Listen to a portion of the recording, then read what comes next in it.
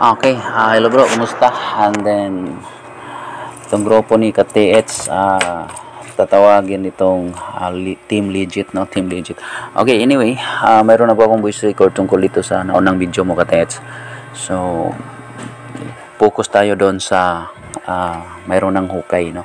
So, isunod na lang natin ang pagbigay komento doon sa tinatrabaho na ninyo. Okay, so dito sa video mo ay nag-voice record pa ako, nag-reply na pa ako dun sa messenger mo. May voice record na. Ipopost ko lang po ito para lagyan ng title na part 1, Team Legit. So panoorin natin ang video ng ating KTH. Okay? Mga KTH, magandang umaga, maibuntag. Magandang umaga mga KTH, maibuntag. Mali paparima po sa inyo, pa-decode yung ano nito. Bali mahaba yung slash niya KTH, mga KTH. Pakidugtong na lang yung ano, yung mga remapping natin kung yung legit ba yung marker or kuan. Paki-correct na lang.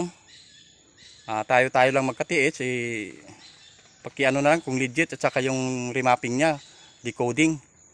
Pa-decode lang mga KTH, ito pakita ko sa inyo. Yan mga KTH. Yan. Slash. Yan mga KTH, oh. Slash, tapos yan slash. Mahaba KTH, oh. Yan. Mahaba yan. Yan, mahaba yan KTH. Yan. Yan, oh. Yan. Mahaba. May hole dito, tapos yan. Yan mga KTH. Mahaba yan KTH. Yan, oh. Yan. Yan mga KTH. Yan yung ano niya. Bale, galing dito mga KTH. Sa hole na to, galing dito papunta dito. 2 feet exact. 2 feet exact. Galing dito. Yan. Sa hole na yan. 2 feet exact. Man-made mga KTH. Man-made ito. So, i-remap na lang natin, i-decode. O, saan ba talaga nakalagay yung deposito nito? Man-made to KTH. Legit ito mga KTH. Sige mga KTH, maraming salamat. Basta galing dito, ito, galing dito. Papunta dyan. 2 feet. Exact. So, meaning man-made. Yan. Punta naman doon, yun. May kawayan KTH. Yan. Tapos yung digging na spot namin nandoon. Yung sa may fish marker, alimango. Tapos yung mga pawikan nandoon. Tsaka yung mga elephant, tsaka yung mga malalaking ano.